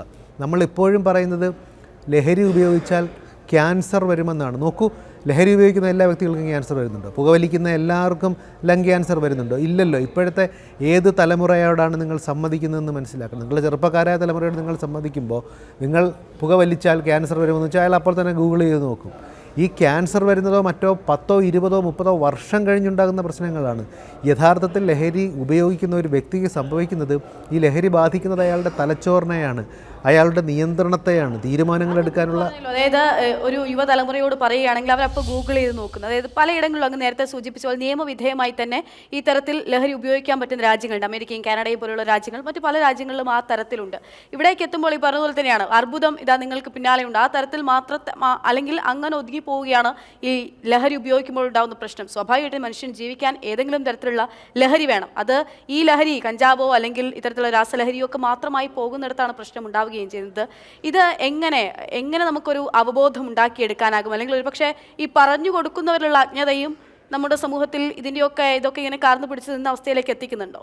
അല്ല, എനിക്ക് തോന്നുന്നു നമ്മൾ ഈ ചർച്ച ചെയ്തുകൊണ്ടിരിക്കുമ്പോൾ തന്നെ ഒരാൾക്ക് ജീവിക്കണമെങ്കിൽ ലഹരി വേണമെന്ന് പറയുമ്പോൾ തന്നെ അതിലൊരു ധാരണാപിശകുണ്ടാകാം. നമുക്ക് ലഹരി എന്നുള്ള ഒരുപക്ഷെ നമ്മൾ ലഹരി എന്നുള്ള പ്രയോഗത്തിന്റെ പ്രശ്നമാണല്ലോ അത്. അതെ, നമുക്ക് ഭക്ഷണം വേണമെന്ന് നമ്മൾ പറയും. ഭക്ഷണം, നല്ല ഭക്ഷണവും ചീത്ത ഭക്ഷണവും ഉണ്ടല്ലോ എന്ന് പറഞ്ഞ പോലെ ലഹരി ആവശ്യമാണെന്ന് പറയുമ്പോൾ എന്താണ് യഥാർത്ഥ ലഹരി എന്ന്? അത് ചായയിൽ നിന്നും കാപ്പിയിൽ നിന്നും ലഭിക്കുന്നത് ലഹരിയാണ്. നല്ലൊരു പാട്ട് കേൾക്കുമ്പോഴും, നിങ്ങൾ ശാരീരിക വ്യായാമം നടത്തുമ്പോഴും, നിങ്ങൾ കുടുംബാംഗങ്ങളുമായി സമയം ചിലവഴിക്കുമ്പോഴും, നല്ല ഭക്ഷണം കഴിക്കുമ്പോൾ കിട്ടുന്ന ആ സന്തോഷവും ഒരു ലഹരി തന്നെയാണ്. അതും ഈ നല്ല ലഹരിയും ആരോഗ്യ ലഹരിയും അനാരോഗ്യ ലഹരിയും, അനാരോഗ്യകരമായ ലഹരികളിലേക്കാണ് ഇത് പോയിക്കൊണ്ടിരിക്കുന്നത്. ഇത് യഥാർത്ഥത്തിൽ വാർ ഓൺ. ലോകത്തെവിടെയും ലഹരിക്കെതിരായിട്ടുള്ള ഫലപ്രദമായ പ്രതിരോധമെന്ന് പറയുന്നത് രണ്ടേ ഉള്ളൂ. അത് യഥാർത്ഥത്തിൽ എൻഫോഴ്സ്മെൻറ്റും എഡ്യൂക്കേഷനുമാണ്. നിങ്ങൾക്ക് എൻഫോഴ്സ്മെൻറ്റ് കൃത്യമായി നടത്തരുത്. നോക്കൂ, നമുക്കെല്ലാവർക്കും ഇപ്പോൾ തന്നെ ഈ നഗരത്തിൽ തിരുവനന്തപുരം നേരത്തെ പറഞ്ഞത് എലിവിഷം കിട്ടുന്നുണ്ടല്ലോ. നിങ്ങളാരും എലിവിഷം വാങ്ങി ഭക്ഷണമായി കഴിക്കുന്നില്ലല്ലോ. അതെന്തുകൊണ്ടാണ്? ഈ എലിവിഷം കഴിച്ചാൽ മരിച്ചു പോകുമെന്നും ഇതിന് ഇത്രത്തോളം കുഴപ്പങ്ങളുണ്ടെന്നും നമുക്ക് അറിയാവുന്നത് കൊണ്ടാണ് നമ്മളിത് ചെയ്യാത്തത്. അതുപോലെ ഈ ലഹരി ഉപയോഗിച്ചാൽ ഇത്തരം പ്രശ്നങ്ങൾ ഉണ്ടാകുമെന്ന് പറഞ്ഞു പഠിപ്പിക്കുമെന്ന് പറയുമ്പോൾ ഇതിൻ്റെ കുഴപ്പം ഇതാണ്. ഈ അടുത്ത കാലത്ത് ഞാൻ കണ്ട ഒരു കുട്ടി എന്നോട് പറഞ്ഞത്, അദ്ദേഹം കഞ്ചാവാണ് ഈ കുഞ്ഞ് ഉപയോഗിച്ചിരുന്നത്. അദ്ദേഹം കഞ്ചാവിനെ കുറിച്ച് എന്നോട് തർക്കിക്കുകയാണ്. ഡോക്ടർക്ക് അറിയില്ലേ, ഇത് നാച്ചുറലാണ്, ഇത് ഹെർബലാണ്, ഇത് വെജിറ്റബിളാണ്, അങ്കിൾ ചീരയില കഴിക്കുന്നത് പോലെയാണ്. എന്നിട്ട് അദ്ദേഹം പുരാണങ്ങളിലെ ഒരു ദൈവത്തിൻ്റെ പേരും കൂടെ കൂട്ടിച്ചേർത്ത് അതിൻ്റെ കൂടെ ഒരു ബ്രോയും കൂടെ പറഞ്ഞിട്ട്, ആ ദൈവത്തിൻ്റെ പേര് വന്നിട്ട് ബ്രോയും ഇത് ഉപയോഗിക്കാറുണ്ട്. അങ്ങ് പുരാണങ്ങളിലൊക്കെ അങ്ങയുടെ നേരത്തെ പറഞ്ഞത്, ഗൂഗിളിൽ സെർച്ച് ചെയ്യാൻ പറ്റുന്ന എല്ലാം നമുക്ക് വിരൽത്തുമ്പിലുള്ളത് കൊണ്ട് തന്നെ സെർച്ച് ചെയ്ത് ആ തരത്തിലുള്ള ഒരു അവബോധം ഉണ്ടാക്കി വെക്കുകയും ഇതൊക്കെ ഉപയോഗിക്കുകയും ചെയ്യുന്ന ഒരു തലമുറയിൽ ആണ് നമുക്ക് മുൻപിലുള്ളത് എന്നുള്ള കാര്യം നമ്മൾ മറന്നു പോകുന്നു എന്നുള്ളത് കൂടിയാണ്. അങ്ങയിലേക്ക് മടങ്ങിയെത്തിയപ്പോൾ രാധാകൃഷ്ണൻ പനങ്ങാട് നിന്ന് ഒരു പ്രേക്ഷകൻ ചേരുന്നുണ്ട്. ശ്രീ രാധാകൃഷ്ണൻ, അങ്ങനെയൊക്കെ കേൾക്കുന്നുണ്ടാകും, എന്താണ് അങ്ങേക്ക് പറയാനുള്ളത്? എനിക്ക് പറയാനുള്ള ഇത്തരം പ്രവണത, ഇപ്പൊ അമ്മയെ വരെ വെട്ടിക്കൊല്ലുന്ന രീതിയിലേക്ക് മദ്യത്തിന്റെ ലഹരി അല്ലെങ്കിൽ ഈ മയക്കുമരുന്നുകളുടെ ലഹരി എത്തിച്ചേർന്നിരിക്കുകയാണ്. ഇതിനെയൊക്കെ നിയന്ത്രിക്കാൻ ഇത്തരം ഒരു സംഭവങ്ങൾ ഉണ്ടാകുമ്പോൾ അല്ലെങ്കിൽ മറ്റു വിഷയങ്ങൾ ഉണ്ടാകുമ്പോൾ ചർച്ചകളിൽ മാത്രം ഒതുങ്ങി നിൽക്കാതെ പലപ്പോഴും ദൃശ്യമാധ്യമങ്ങൾ ചെയ്യുന്ന വലിയൊരു സന്ദേശമാണ് ഇത്തരം ചർച്ചകൾ നടത്തുന്നത്. പക്ഷെ ആ ചർച്ചയ്ക്ക് അപ്പുറത്തേക്ക് ബന്ധപ്പെട്ട സർക്കാരുകളോ അല്ലെങ്കിൽ കോടതികളോ ഈ കാര്യത്തിൽ ഒരു ശ്രദ്ധ പതിയണം. കാരണം ഈ ശക്തമായ ഇടപെടലുണ്ടാവണം. ശക്തമായ ഇടപെടലിനെ പോലീസിന് നമ്മുടെ സംസ്ഥാനത്തെ എല്ലാ വിഷയങ്ങളും ഇടപെടാനും അതാത് ഡിപ്പാർട്ട്മെന്റിൽ കൈമാറാനും കഴിയും. അപ്പോൾ ഈ വിനായകനെ കുറിച്ച് പറഞ്ഞു. വിനായകനേക്കാൾ വിനായകൻ ചെയ്ത തെറ്റിനെ അദ്ദേഹം ആ മാപ്പ് അല്ലെങ്കിൽ അത് തെറ്റ് പറ്റി അദ്ദേഹം തുറന്നു പറഞ്ഞു. പക്ഷേ കഴിഞ്ഞ ഏതാനും മാസങ്ങൾ മറ്റൊരു നടൻ ഇതുപോലെ തന്നെ തിരുവനന്തപുരത്തോടെ ഇത്തരത്തിൽ സംഭവങ്ങളുണ്ട്. അപ്പം തെറ്റ് തിരുത്താൻ തയ്യാറായവരെ അംഗീകരിക്കുകയും ഇത്തരത്തിൽ തെറ്റുണ്ടാകാണ്ടിരിക്കണമെങ്കിൽ സർക്കാർ നടപടിയെടുക്കണം. സർക്കാർ നടപടി ഈ നല്ല സ്ക്വാഡ് ഉണ്ടാവണം. നിർബന്ധമായി ആ സ്ക്വാഡിന്റെ പ്രവർത്തനങ്ങൾ ഉണ്ടായാൽ ഇത് വളരെ കുറക്കാം. പിന്നെ ലഹരിക്ക് അടിമപ്പെട്ട ആൾക്കാർ അതിൽ നിന്ന് പോന്നു കഴിയുമ്പോഴും അവരെ വാച്ച് ചെയ്യാനുള്ള സംവിധാനം ഉണ്ടാവണം. അവർ വീണ്ടും ആ തരത്തിലാണ് പോകണമെങ്കിൽ ഇന്ന് അവരെ കൊണ്ട് നടപടിയെടുക്കുന്നതിന് പകരം അവരെ മുൻകൂട്ടി സർക്കാർ നിയമം അനുശാസിക്കുന്നുണ്ടെങ്കിൽ അവരെ കൊണ്ട് പാർപ്പിക്കുവാനും വീണ്ടും ചികിത്സ നടത്തുവാനും നടപടി സർക്കാരിന്റെ ചെലവിൽ നടത്താൻ കഴിഞ്ഞാൽ ഒരു പരിധിവരെ ഇത് ഇല്ലായ്മ ചെയ്യാൻ കഴിയും എന്നാണ് എൻ്റെ അഭിപ്രായം.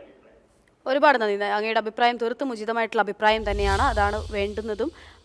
സാധാരണക്കാരായിട്ടുള്ള ആളുകളാണ് വിളിച്ച് നമ്മളോട് ഈ കാര്യങ്ങൾ പറയുന്നത്. സർക്കാർ ഇടപെടണം, പോലീസ് ഇടപെടണം, അവരെ നിരീക്ഷിക്കണം എന്നുള്ള ആവശ്യം. കാരണം ഇതൊരു പൊതു പ്രശ്നമായി മാറുന്നിടത്താണ് ഈ എല്ലാവർക്കും ഒരുപോലെ ഇതേ പ്രശ്നങ്ങൾ ഉന്നയിക്കേണ്ടി വരുന്നത് വ്യവസ്ഥിതിയോട്. നമുക്ക് ഇപ്പോൾ എനിക്കൊപ്പം ഒരു പ്രേക്ഷകൻ ചേരുന്നുണ്ട്. നെടുമങ്ങാട് നിന്ന് മദനൻ ചേരുന്നുണ്ട്.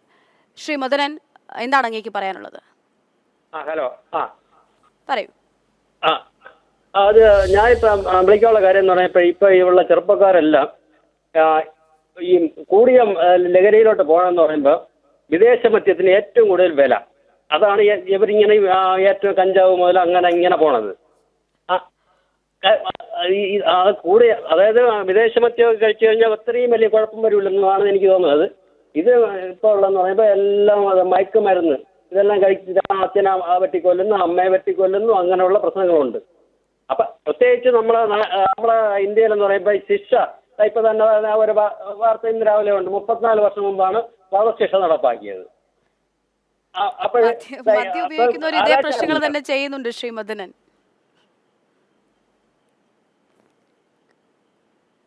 ശരി, അദ്ദേഹം പറയുന്നത് വിദേശ മദ്യത്തിന്റെ ലഭ്യതയില്ല, അതുകൊണ്ടാണ് ഈ മറ്റ് രാസലഹരി ഉപയോഗിക്കുന്ന രീതിയിലേക്ക് കുട്ടികളൊക്കെ ചെറുപ്പക്കാർ പോകുന്നു എന്നുള്ളതാണ് അദ്ദേഹത്തിന്റെ ഒരു പരാതി എന്ന് പറയുന്നത്.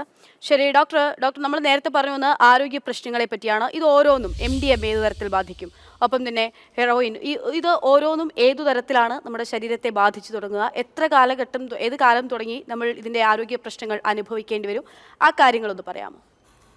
ഇതിലേറ്റവും രസകരമായ കാര്യമെന്ന് വെച്ചാൽ ഇതിന് ഈ സമയക്കണക്ക് വെച്ച് നമുക്കിത് പറയാൻ സാധിക്കത്തില്ല. നിങ്ങൾ കഞ്ചാവ് അടിച്ചാൽ ഇത്ര നാൾ കഴിഞ്ഞിട്ട് നിങ്ങൾക്ക് ചിത്തഭ്രമം ഉണ്ടാകും, നിങ്ങൾ LSD ഉപയോഗിച്ചാൽ ഇത്ര നാൾ കഴിഞ്ഞ് നിങ്ങൾ ശബ്ദം ഇങ്ങനെയൊന്നും പറയാൻ സാധിക്കില്ല.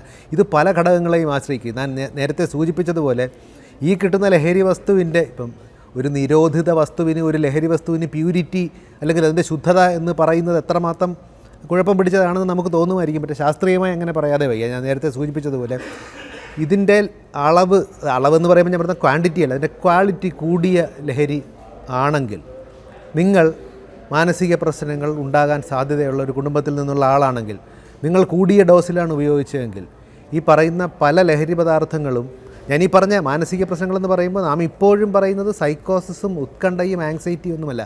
ഇതൊന്നും അല്ലെന്ന യഥാർത്ഥ പ്രശ്നം. നോക്കൂ, നമുക്കറിയാവുന്നതുപോലെ നമ്മളൊക്കെ തലച്ചോറ് കൊണ്ട് ജീവിക്കുന്നതാണ്. അങ്ങാണെങ്കിലും ഇപ്പോൾ എൻ്റെ മുന്നിൽ നിൽക്കുന്ന ക്യാമറ ഓപ്പറേറ്റ് ചെയ്യുന്ന ആളാണെങ്കിലും, ഡോക്ടർമാരും എഞ്ചിനീയർമാരും അഭിഭാഷകരും പത്രപ്രവർത്തകരും എന്തിന് കൃത്യമായി ജോലി ചെയ്യുന്ന ശുചീകരണ തൊഴിലാളികൾ എല്ലാവരും തലച്ചോറ് കൊണ്ട് ജീവിക്കുന്നവരാണ്. നമുക്കറിയാവുന്ന പോലെ മദ്യം ചെറിയ അളവിൽ കഴിച്ചാൽ പോലും നിങ്ങളുടെ തലച്ചോറിൻ്റെ പ്രവർത്തനത്തെ കുഴപ്പത്തില്ല. അതുപോലെ ഇത് തലച്ചോറിനെയാണ് ബാധിക്കുന്നത്.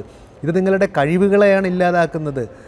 വളർന്ന് പാകമാകാൻ പോകുന്ന ഒരു തലച്ചോറിലേക്ക്, കുട്ടികളിലേക്ക് ലഹരി കടത്തിവിട്ടാൽ അയാളുടെ തലച്ചോറിലെ ഏത് വ്യക്തിയുടെയും തലച്ചോറിൽ കണക്ക് പഠിക്കാനൊരു കേന്ദ്രമുണ്ട്, ഭാഷ പഠിക്കാനൊരു കേന്ദ്രമുണ്ട്, ത്രിമാനതലത്തിൽ ചിന്തിക്കാനൊരു കേന്ദ്രമുണ്ട്, ഭാഷയ്ക്കൊരു കേന്ദ്രമുണ്ട്. ഈ കേന്ദ്രങ്ങളെയാണ് ഈ ലഹരി ബാധിക്കുന്നതെങ്കിൽ ആ കേന്ദ്രങ്ങളെയാണോ നിങ്ങളുടെ തലച്ചോറിൽ ലഹരി ബാധിക്കുക എന്ന് പറയാവുന്ന രീതിയിലൊന്നും ശാസ്ത്രം വളർന്നിട്ടില്ല. അങ്ങനെയാണ് വരുന്നതെങ്കിൽ, ഞാൻ കണ്ടിട്ടുള്ള ഒരു കുട്ടിയുടെ ഉദാഹരണം പറയാം. എഞ്ചിനീയറിംഗ് കോളേജിൽ പഠിക്കുകയാണ്, ആർക്കിടെക്ചറുമായി ബന്ധപ്പെട്ടൊരു കോഴ്സാണ് പഠിക്കുന്നത്. എൻ്റെ എൻട്രൻസ് പരീക്ഷ അറിയാമല്ലോ. നിങ്ങൾ ഈ മുകളിൽ നിന്നുകൊണ്ട് താഴേക്ക് നോക്കുമ്പോൾ എങ്ങനെയാണ് ഒരു ദൃശ്യം കാണുന്നത് എന്നൊക്കെ പകർത്തി വരച്ചു വയ്ക്കേണ്ടിയൊക്കെ വരും. അത്തരത്തിലുള്ള കഴിവുള്ള ഒരു കുട്ടി അവിടെ കയറിയതിന് ശേഷം ഈ ലഹരി ഉപയോഗിച്ച് അദ്ദേഹത്തിന് നഷ്ടമായത് ത്രിമാനതലത്തിൽ ആലോചിച്ചെടുത്ത് പടങ്ങൾ വരയ്ക്കാനുള്ള കഴിവാണ്. നമ്മൾ നാട്ടിൽ തന്നെ ഒന്ന് ആലോചിച്ച് നോക്കാം. നമ്മൾ പറയുമല്ലോ, പണ്ട് പാട്ട് പാടുന്ന, പണ്ട് കവിത എഴുതുന്ന, പണ്ട് പടം വരയ്ക്കുന്ന ഒരാളുടെ എല്ലാ കഴിവുകളും ലഹരി ഉപയോഗിച്ച് നഷ്ടപ്പെട്ടു പോയി എന്ന് പറയുന്നെങ്കിൽ അതിൻ്റെ കാരണം ഇതാണ്. നിങ്ങൾ എന്തുകൊണ്ടാണോ ഭാവി ജീവിതം നയിക്കാൻ പോകുന്നത്, നിങ്ങളുടെ തലച്ചോറിൻ്റെ ആരോഗ്യത്തെയാണ് പരമപ്രധാനമായി ഇത് ബാധിക്കുന്നത്. അതോടുകൂടി നിങ്ങളുടെ ഭാവി ഇല്ലാതെയാവുകയാണ്. നാം ഇപ്പോഴും പറയുന്ന 30 വർഷവും 40 വർഷവും കഴിഞ്ഞ് വരുന്ന ലങ് ക്യാൻസർ വെച്ചുകൊണ്ട് കുട്ടികളോട് സംസാരിച്ചാൽ ഇത് എവിടെ എത്തിച്ചേരുമെന്ന് എനിക്കറിയില്ല. ഇനി കഞ്ചാവ്, ഓരോ ലഹരി പദാർത്ഥങ്ങളുടെ കഞ്ചാവാണെങ്കിൽ ഞാൻ ഈ പറയുന്ന ഒരു തീവ്രമായ കഞ്ചാവ് ഉപയോഗത്തിൽ ഈ പറയുന്ന ഒരു സൈക്കോസിസ് അഥവാ ചിത്തഭ്രമം എന്ന് പറയുന്ന ഒരവസ്ഥയാണ്. നിങ്ങൾ കാണാത്ത കാര്യങ്ങളൊക്കെ കാണും, കേൾക്കാത്ത കാര്യങ്ങളൊക്കെ കേൾക്കും. ഇപ്പോൾ ചിലപ്പോൾ നിങ്ങളുടെ അടുത്തുള്ള വീട്ടുകാരൊക്കെ തന്നെ നിങ്ങളെ ഉപദ്രവിക്കാൻ വരുന്നതായിട്ടും കൊല്ലാൻ വരുന്നതായിട്ടും ഒക്കെ തോന്നിയേക്കാം. അതൊക്കെ തീവ്രമായ അവസ്ഥയാണ്. അതുപോലെ തന്നെ ചില കഞ്ചാവ് ഉപയോഗിക്കുന്ന വ്യക്തികളിൽ അവരുടെ വ്യക്തിത്വം പൂർണ്ണമായി ഇല്ലാതായി അവരങ്ങ് ഒരു പ്രത്യേക തരത്തിലുള്ള ഒരു മോട്ടിവേഷണൽ സിൻഡ്രോം എന്നാണ് അതിനെ പറയുന്നത്. അവർക്ക് യാതൊന്നും ചെയ്യാൻ സാധിക്കാത്ത അവസ്ഥയിലെത്തുന്ന ഒരിതുണ്ട്. ഈ LSD പോലെയുള്ള കാര്യങ്ങളാണെങ്കിൽ ഈ ഉത്കണ്ഠയും വിഷാദരോഗവും ഒക്കെ ഉണ്ടാകുന്നതിനപ്പുറം ഒരു ഫ്ലാഷ് ബാക്ക് എന്ന് പറയുന്ന ഒരവസ്ഥ. അതായത് നിങ്ങളൊന്ന് ആലോചിച്ചു, നിങ്ങളൊരു ലഹരി പദാർത്ഥം ഉപയോഗിച്ചുകൊണ്ടിരുന്ന സമയത്തുണ്ടാകുന്ന ചില ഇടപെടുകയാണ്. അതായത് നമുക്കിപ്പോൾ ഇപ്പം ആലപ്പുഴയിൽ നിന്നൊരു പ്രേക്ഷക ചേരുന്നുണ്ട്, വത്സലയാണ് നമുക്കിപ്പം ഉള്ളത്.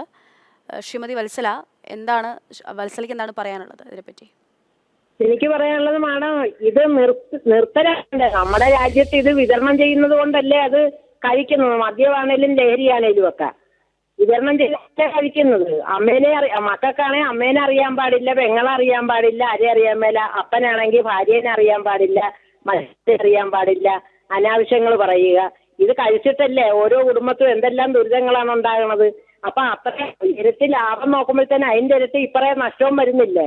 എന്തോരം പേര് ഇന്ന് തന്നെ കുത്തിക്കൊന്നിരിക്കണ്. ഇതൊക്കെ ലഹരിയുടെ പുറത്തല്ലേ ചെയ്യുന്നത്. അത് നമ്മുടെ സർക്കാർ അത് നിർത്തണം. നിർത്തിയിട്ട് ആ ലാഭം വേണ്ടെന്ന് വയ്ക്കണം. അതാണ് എന്നെ സംബന്ധിച്ച് പറയാനുള്ളൊരു കാര്യം. ശരി, നന്ദി നമ്മളോട് പ്രതികരിച്ചതിന്. ഡോക്ടർ, ഞാൻ ഒരിക്കൽ കൂടി ഡോക്ടറോട് ഒരു കാര്യം കൂടി പറഞ്ഞുകൊണ്ട് നമുക്ക് അവസാനിപ്പിക്കാം. അതായത് ഈ പറയുന്ന പോലെ വിദേശ മദ്യമാകുമ്പോൾ പ്രശ്നമില്ല, കുറച്ച് കഞ്ചാവ് അടിച്ചാൽ മാത്രമേ അതിന് കലാവാസന വരൂ, അങ്ങനെയൊക്കെ കരുതുന്ന ഒരു വിഭാഗം കൂടി നമുക്കിടയിലുണ്ട്. ഇവർക്ക് ഒരു ചെറിയ 2 വരിയിൽ ഡോക്ടർ ഒന്ന് പറഞ്ഞ് അവസാനിപ്പിക്കുകയാണെങ്കിൽ എന്താണ് ഡോക്ടർക്ക് ഇവരോടൊക്കെ പറയാനുള്ളത്? ലോകത്തൊരിടത്തും ഒരു കലാസൃഷ്ടിയും അരക്കഴഞ്ച് പോലും ഈ ലഹരി ഉപയോഗിക്കുന്നതുകൊണ്ട് കൂടുന്നില്ല. കേരളത്തിൽ തന്നെയുള്ള 2 കവികളുണ്ട്. ഒരു കവിയെക്കുറിച്ച് നമുക്കെല്ലാവർക്കും അറിയാവുന്നതാണ്. ഗൃഹീത കവിയായിരുന്നു. ഒരു കാലത്തെ മലയാളം പാട്ടുകൾ, ഇത്രത്തോളം നല്ല മലയാളം പാട്ടുകൾ എഴുതിയ ഒരാളില്ല. അദ്ദേഹം കവിത എഴുതിയിരുന്നത് എങ്ങനെയാണെന്നുള്ളതിനെക്കുറിച്ച് പല തെറ്റിദ്ധാരണകളുണ്ട്. അദ്ദേഹം ലഹരി പദാർത്ഥങ്ങൾക്ക് അടിമയായിരുന്നെന്ന് പറയുന്നുണ്ട്. ലഹരി അടിച്ചുകൊണ്ടല്ല അദ്ദേഹത്തിൻ്റെ കഴിവ് കൂടിയത്.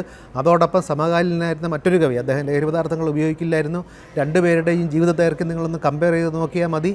ആ രണ്ടാമത് പറഞ്ഞ ആൾ കുറേ നാൾ കൂടി ജീവിച്ചിരിക്കുകയും അദ്ദേഹത്തിൽ നിന്നും കൂടുതൽ കവിതകൾ ലഭിക്കാൻ മലയാള ഭാഷയ്ക്ക് ഭാഗ്യം ലഭിക്കുകയും ചെയ്തിട്ടുണ്ട്. ഒരു കഴഞ്ച് നിങ്ങളുടെ ഈ പറയുന്ന കഴിവുകൾ പോലും ഒരു ലഹരി പദാർത്ഥവും കൂട്ടുന്നില്ല എന്നുള്ളത് തന്നെയാണ് ശാസ്ത്രീയമായതിനെക്കുറിച്ചുള്ള അറിവ്.